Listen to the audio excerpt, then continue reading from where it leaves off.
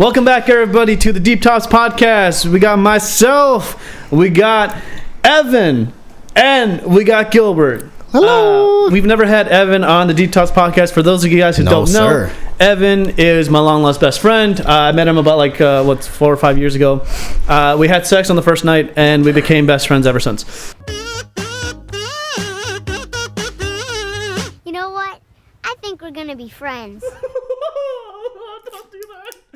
It was fabulous. Yeah, we've been through a lot of good stuff, and we mainly run the Twin Chickens podcast together.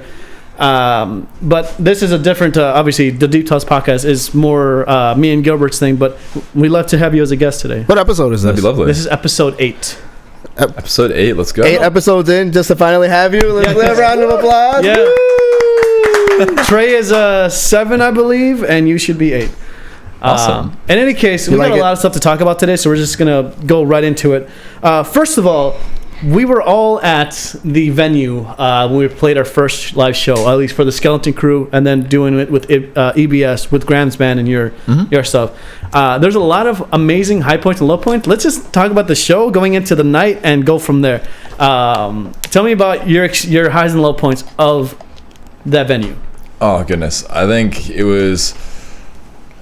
there was a lot that happened because there were so many people there, and I think the low points were kind of just the chaoticness of not being able to play well. Mm-hmm. It was very hectic, and there were, I don't know, things involved. Well, your bass was having. I did have a decent amount of. Actually, it ended up not being my bass. Oh, it was the bass amp. Kick for the drums. I believe it was the drum mic, like the kick mic. And so I had thought the entire show that my bass amp was feeding back. Yeah. And it was just this horrible hum that kept going. Mm-hmm. And then I had issues with my stuff not working, and then trying to sound mix for Yoshi and getting a good balance. Yeah. But I think the high point for me was not only just being able to let loose and have fun and have an after party, which was amazing, right. But it was more so not getting kicked out, I think, was the high point for me. That because night was insane. We were obnoxious. Yeah. Fucking obnoxious. When we got there, Gilbert, I think you came in not right away, but 40, 30 minutes when we were supposed to play, I think. Yeah, you came in right before we were going to play, right? Yeah. Yeah, so immediately we get there and they're like, okay, original setup is 7:30. Or no, was it 7 for sound check? 7:30 for playing music. Yeah, that's what we had initially planned. And then the venue was like, no, that's not what we agreed on. Yeah. And then they pushed it back, so we couldn't sound check until, when was it? Until 8, I believe, or something late, or 7:45, I think. I don't remember. I know that we tried doing a sound check, and they're like, shut it down. Yeah. When I think we tried doing it at 7:45, and they were like, shut it down. And then we played, I believe, at 8. I think that was their thing, because I remember going till 8:45. I had to cut my set list down 3 or 4 songs. Mm-hmm. We weren't able to do Bohemian Rhapsody, and I had to cut down other ones. But I was really looking forward to Bohemian Rhapsody with you, because that was going to be one of our shows that we get to do together. I'm like, dang it. And I didn't get to play one of my originals. Those are another 2 of my low points. Yeah, that was a little bummer. What were your highs and lows for that show yourself? I needed beer right away. You needed to get more drunk? I needed to get pretty tipsy, and I couldn't catch a buzz, man. So Blake, you guys know Blake. I mean, they don't know Blake here in the from Deep Talks, but Blake is my synth player for my band, and he always brings a bottle of gin everywhere he goes. This kid, everywhere he goes, brings a bottle of gin.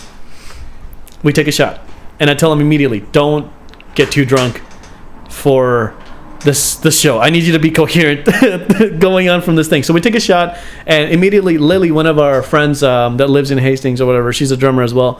And I was like, she comes up to me, do you need something to drink? I'm like, I wish, I just can't grab it right now. I'm not that kind of person that would ask people for favors, because I'm not that kind of person. I usually would get it myself or do things myself.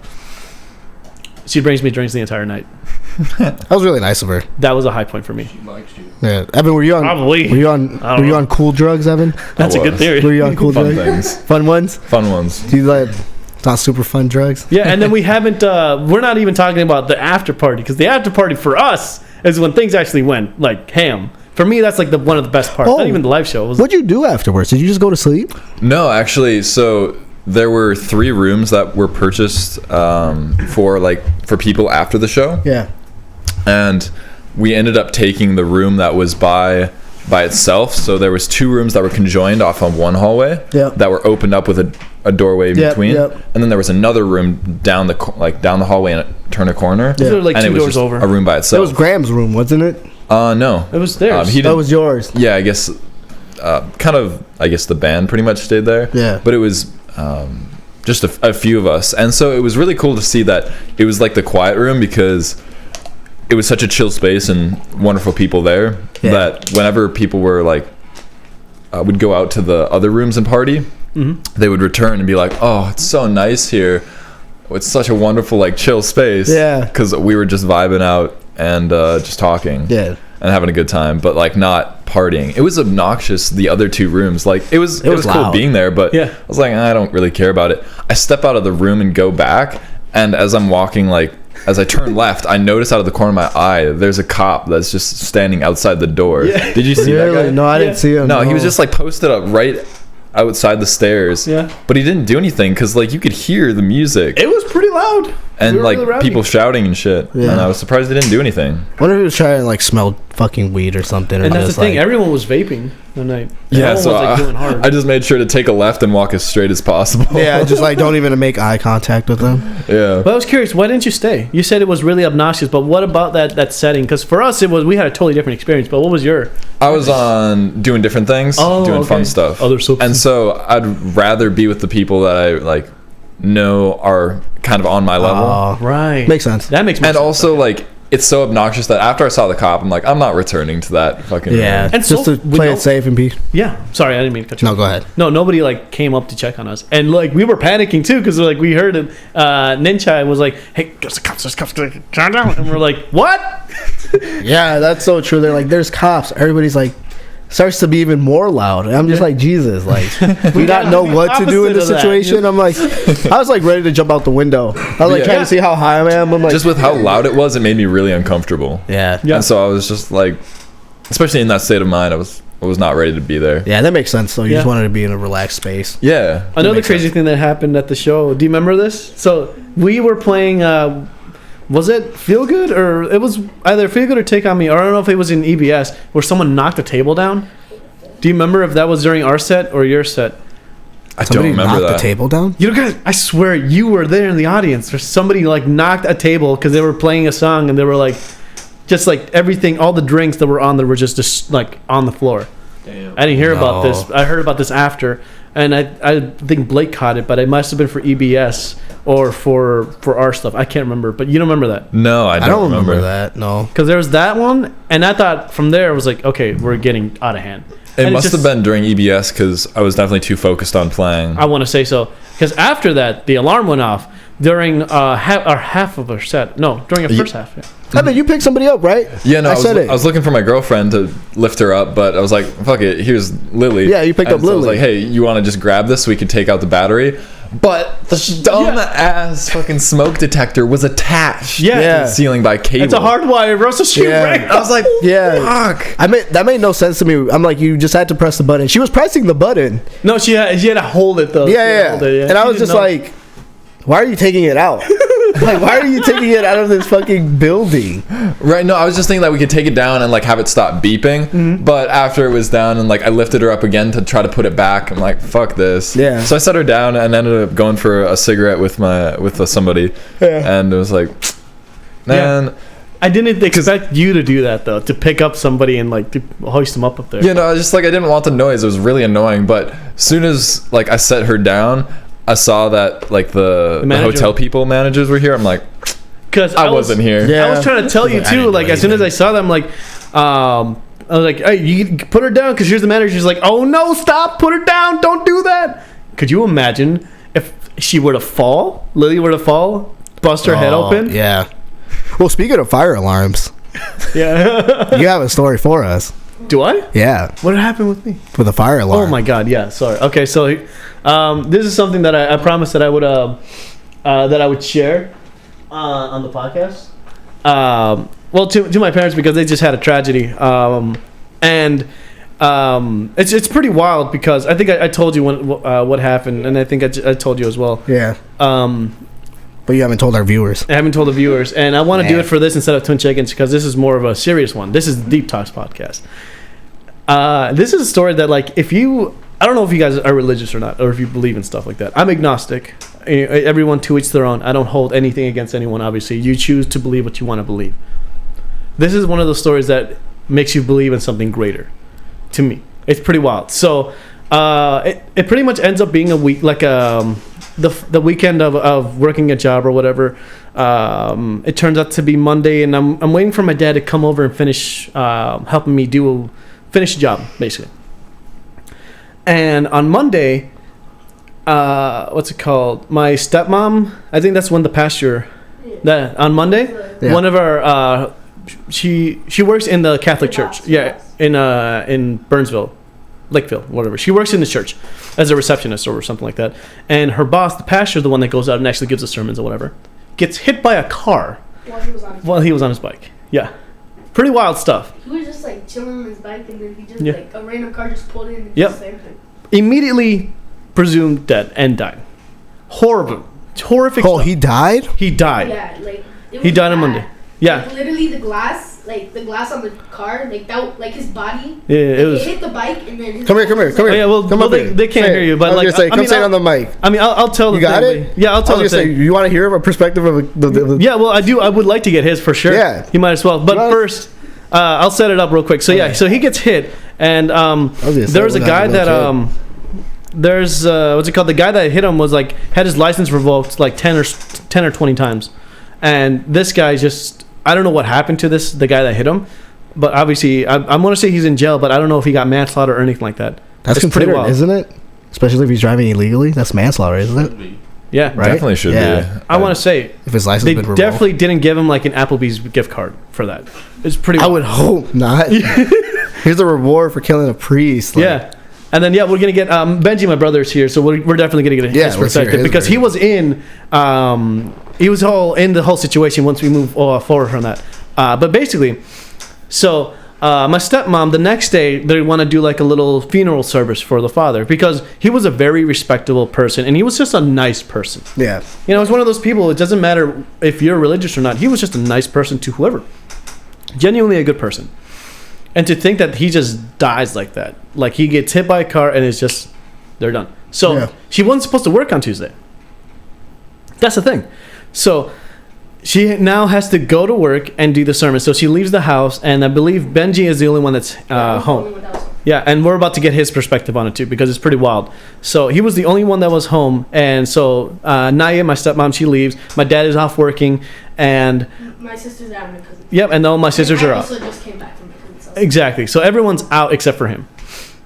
And suddenly, I believe at that time too, they were also reworking the gas lines around the trailer park. Yeah. So I'm basically gonna set it up for him, and then he can go for the rest. But essentially, the trailer explodes. The furnace inside it blows up, and from his point, which we're about to get to, he panics. He gets surprisingly, like this is what surprises me, is he goes and gets the dog and gets the dog out and gets himself out, but unfortunately he can't go back in, obviously, and immediately ambulances were there, immediately. And to me, going back to this whole thing of like if you believe in things or whatever, if everyone was home like normal, like how it was supposed to be, Jesus, you know what I mean? Yeah. It's weird to believe that like how everyone was out doing their thing, and my stepmom was also like gone. She would normally have been home with the kids and everyone, but everyone was gone except for him, and he was in the opposite room. The kids' room was connected to the furnace, like they were literally back to back or whatever. Yeah. And if they were all still there, he was in the other room. He was in the. Were you in the kitchen? No, in the I was living in the room. living room. Yeah. I was just watching TV. Yeah, here, get on the microphone. Hop over here, man. Sit on this. Tell your story. Yeah, this is, to me, it's pretty wild that like how all of this happened, and yet we're still here today. You know, like they started a GoFundMe page to raise up money to get a new trailer, kind of things like that. But all of this happened to me after like 10 or whatever. I didn't know that it happened. It happened. I don't know what time did it happen, Benji. I can't remember specifically. I don't know what time it happened. Was it night? No, it was day. It was like afternoon. Like basically I think it was the weekend. You get closer to the mic. I think it was the weekend or something like that. I can't remember if it was like. I can't remember if it was a weekday or a weekend. Yeah. No, I mean, like, was it day or night? Do you remember? Yeah, it was day. Yeah.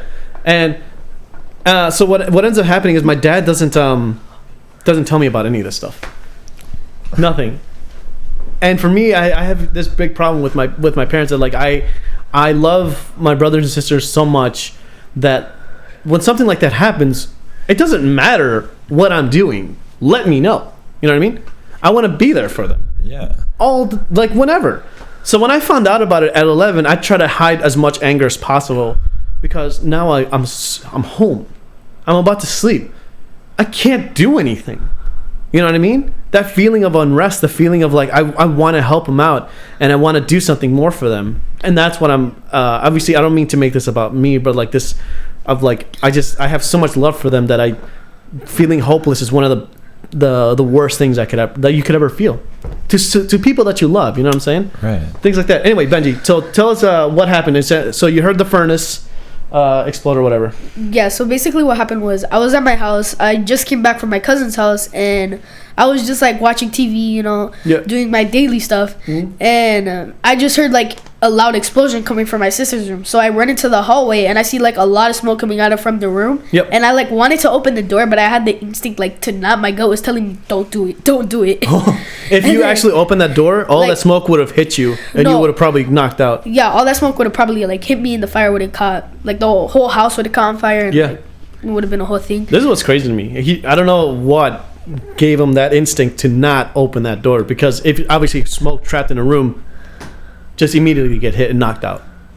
So he survived that. Yeah, that would have been a lot worse, especially getting hit with like opening that door. A rush of oxygen would have just fed that flame, engulfed the trailer in a matter of seconds, and he could have died right there and then. Anyway, keep going, Benji.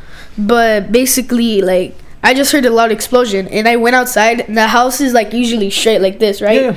And when I look outside, like there's a huge indent on the side of the house and there's like a lot of like black smoke and stuff like that coming out. And I run back inside to go get my dog's leash. I try to go to the back door because that's where we always take her out. And like it's just like jammed. It's like it won't even open. Yeah. And I try my best to open it, but like nothing happens. Yeah. So I run back outside. I like take one last look at the. You have to run past the door, past the burning thing. Yeah. Yeah, because it's a narrow a narrow corridor where like obviously in a trailer park there's just like there's this slim little, it's like a bus kind of thing. It's a very slim thing, and he has to run past the fire to get to the other side. Anyway, so Benji, were you scared when that happened, when you saw the smoke? What kind of emotions were you feeling? I honestly just didn't know what to feel at that point. Like I didn't even cry or anything, but like when my sisters got here and stuff, they were like crying to me saying, I'm sorry, we should have been home, we shouldn't have been doing anything, we should have like just been home with you. And I'm like, bro, don't be sorry, you would have been in your room just like watching TikToks and stuff, then you would have got hurt, bro. Yeah. They could have all died there. That would have been tragic. And like I said, it's because my stepmom went to church. The kids got permission to go off with their cousins. And he was in the other room. His room used to be with them, with the kids' room or whatever. It used to be there. But he went. He normally watches TV either in the living room or in his parents' room. Never in that room. So he was like gonna be okay regardless. But it's just this like weird coincidence that like everyone was gone and he was in a safe place. Weird stuff. So what happened after? So basically, so I was gonna go get my dog from the back door. It was jammed, so I had to run past the door that like was to my sister's room, and I had to like get to the front door, and then I had to run around the house and grab my dog, and I just waited right there at the front, just looking at the house like, oh my gosh, this is not okay. Like someone needs to do something because I don't have like any. Yeah, because you did tell the neighbor to call the cop or call the ambulance, right? No, the neighbor like he just came outside because like the explosion was so loud that it literally like even shook his house. Yeah, and he was just like, are you okay and stuff like that, and then he's just like, I'll be right. And another guy just comes out of nowhere and he's like, oh, that's not good, and he looks like he just came back from raking leaves, and it was an old man. Oh yeah. And he's just like, oh, that's not good, and then the neighbor goes back inside and he's like, I'm gonna go call the fire department, and then the fire department just comes and yeah, it's pretty wild. That all happened, and then the next day, that night, like my dad tells me, and then that's Tuesday, and then the next day, what's it called?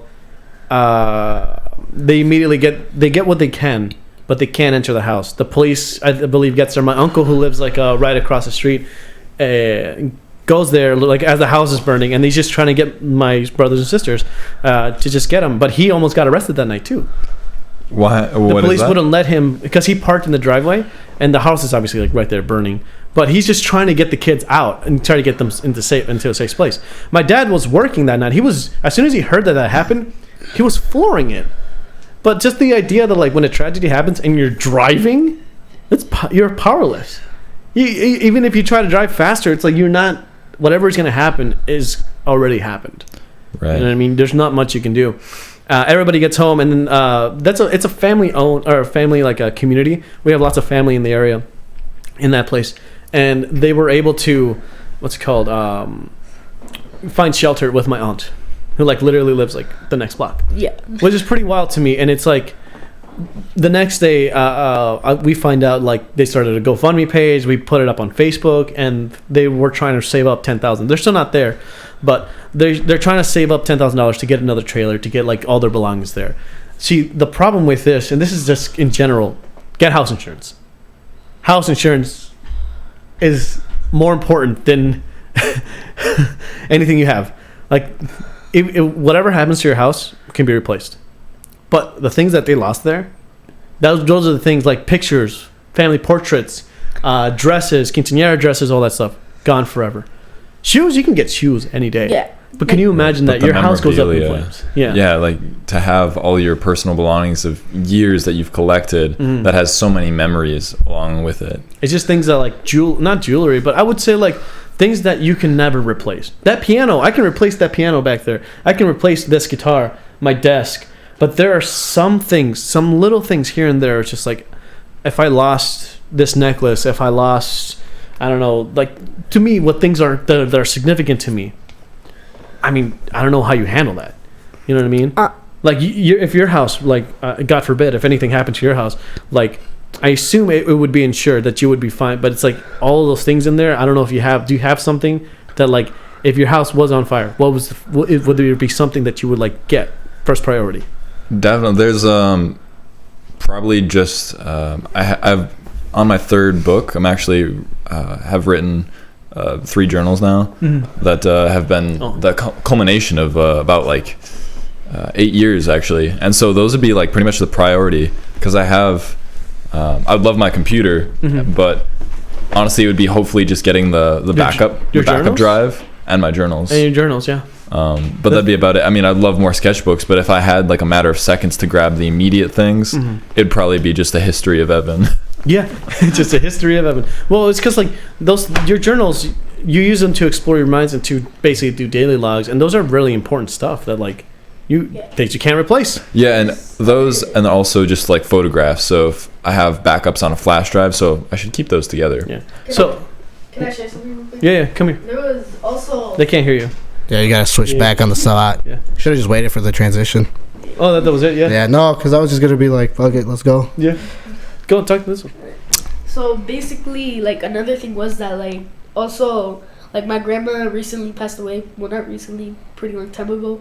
But she like would give us like presents and stuff like that, and she would like give us stuff, and we would like keep them. But we would get like sometimes kind of annoyed from her because she would always like just make us clean, make us do everything and stuff like that. Yeah, she would make us hold doors. We would just see her bras and stuff like that, and it was just disgusting to us. And then finally, like when we lost her, like we just didn't know what to do, so we just like kept that stuff. But then when the fire happened, like all that stuff was just gone. Yeah. Yeah, those are all memories disappearing. Yeah. All those memories. You know, the best suggestion, honestly, is just do cool drugs. Yeah. You know, your grandma passes away, cool drugs. Cool drugs. That's it. That's the best coping mechanism. It's just like whatever. Well, hold on, Benji. If your house was on fire, though, yeah, what would be the first thing you would get? Well, I've had almost the same, like, similar incident with, like, a tornado warning, and everybody went to, like, a shelter because they were afraid that, like, all our trailer homes were going to, like, fly away and explode. First thing I got was my PS4 and my TV. The most important thing, our dog was sitting back there, and I didn't think about it, but I was just like, yeah, PS4, TV, you know, it's just like most important. Let's just carry this out. You wouldn't let him out first. And then I realized, you know, I haven't seen a tornado in Minnesota, especially like where I lived. It's kind of rare. Yeah, it's super rare. So I was just like, you know, I'm just gonna go back to my room and play my PS4 and not leave my dog alone. So it's just like, all right. Yeah, it's pretty wild stuff, and that's what I'm saying. Like, they weren't like no one was supposed to be. Everyone was supposed to be home that day. You know, there's just like all of these things that just happened where like everyone was basically was out doing their own thing, and he was there, and somehow he made it out alive.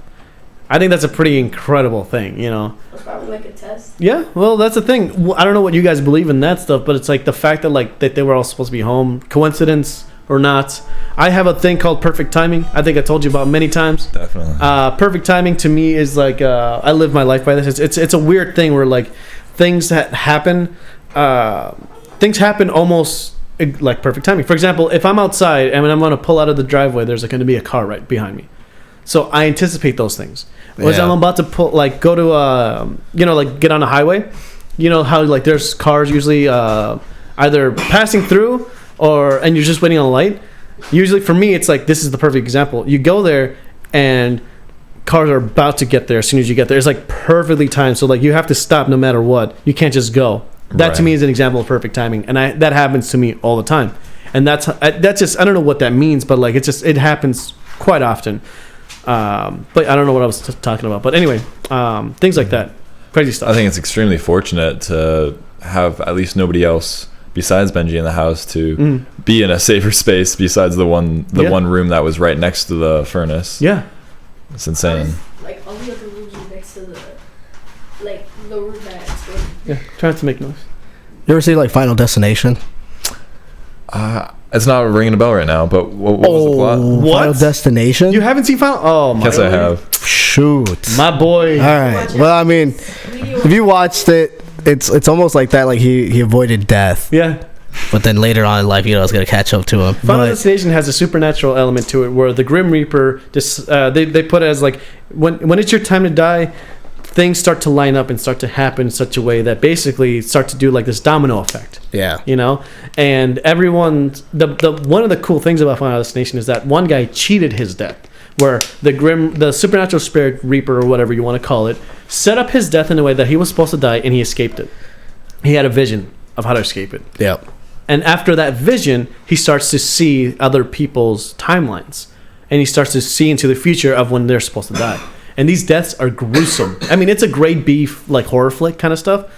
Deaths are gruesome though, like pretty crazy stuff. I think there's like 5 movies out from it. Yeah, oh, really? 5 or 6. Yeah, And I'm surprised you haven't watched them. They were really popular. They talk about like a bunch of fears, things like roller coasters. I think swimming pools. Yeah, the biggest one that I have till this day is in Final Destination 2. There's the log scene where there's somebody driving like a semi truck with logs in it, and the chains break off, and you're behind the logs, and you're behind the truck, and so all the logs like hit you, like extremely just come down rolling, you know. So every time I'm behind them, so I'm just like, I've seen the movie. I'm just gonna avoid this. That's what I'm saying. Those movies really tackle the normal everyday fear that we have, and they put it into those scenarios. They're like, oh, you thought about this too, right? Yeah. Well, you're never gonna kill some guy because of it.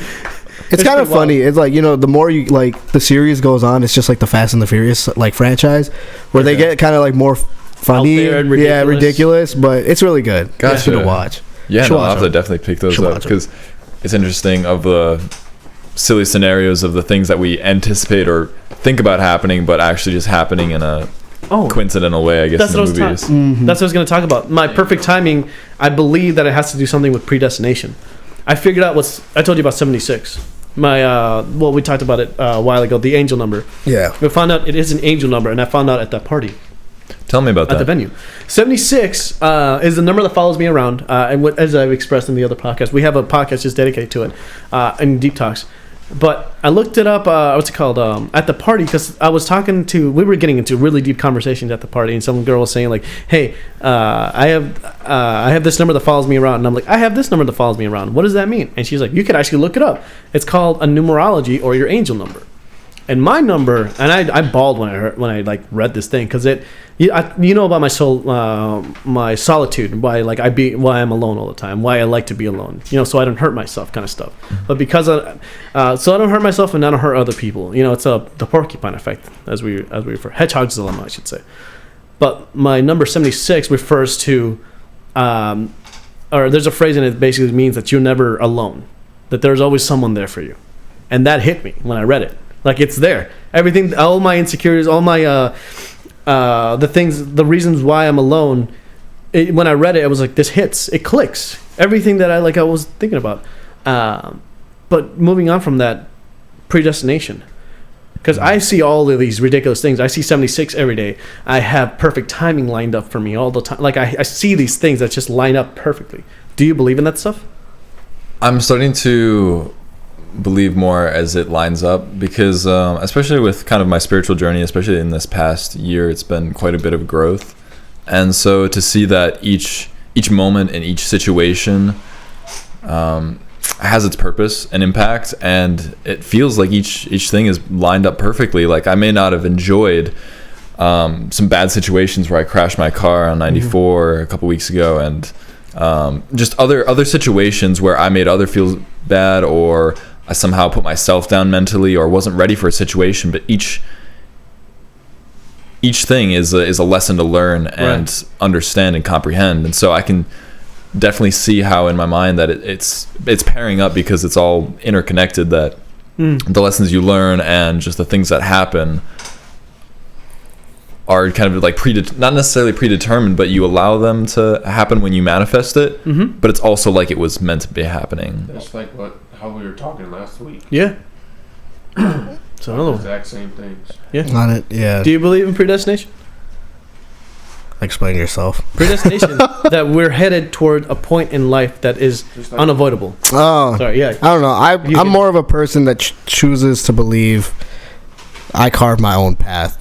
I don't believe that something is set for me. You don't believe that there's everything that you've done up to this point is leading towards you being, I don't know, shot somewhere, or you becoming something, or your life is leading to this specific place in time. It's kind of There's times where I'm like, yes, but mostly, like, I don't know, really. I mean, like, certain situations, it's kind of like, it becomes the point of, then, does free will even exist at that point, Right. Then you have...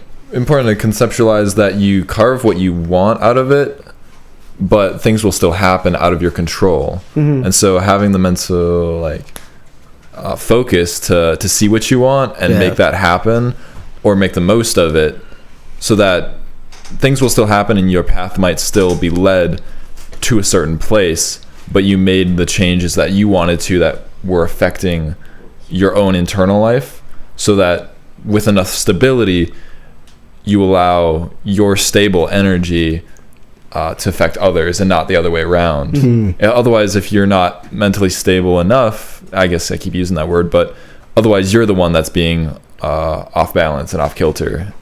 And so I see how it's like both connected. You can have a predetermined situation, but you also allow that to be carved by your own, it's like 50-50. It's like both ways. I just like to think of my life as being the main character. Yeah. I don't like to think of it as a side character. We all see ourselves not as the side character. As the main protagonist. Yeah. We're about to wrap up here, but do you have any questions or anything else? Any last thoughts? Oh, yeah. I usually ask everybody when they're on here, how much money would satisfy you to the point in life that you would, you'd be good?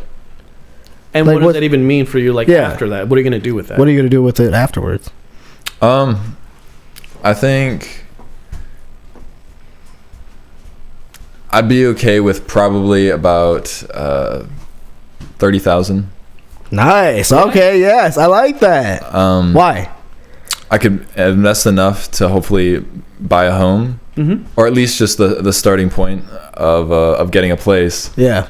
And then not only just be able to afford food and budget, but a decent starting place where I could have my own flat ground, be able to have my own space, and have an art studio, my music space, where I can always come back to and reserve myself. But then with the expenditure of money, I don't need it. If I'm in a stable place, I'll still continue to make money. Yeah. And so I would like to be able to buy things for people, and not just from a place of I'll just buy you random shit. It'll be from a place where I'll buy it for myself. I'll create the supplies so that with my own time and ability and art, the things I have and own will have time to be able to be processed. So if I'm taking a carving, I might spend 50 hours on it, and I can give that to somebody. But using that, those finances to be able to support the art that I can give to others.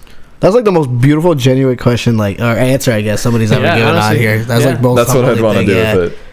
Evan, Yeah. you're fucking awesome, dude. Yeah. Just awesome. This is why I try to sleep with them as much as I can.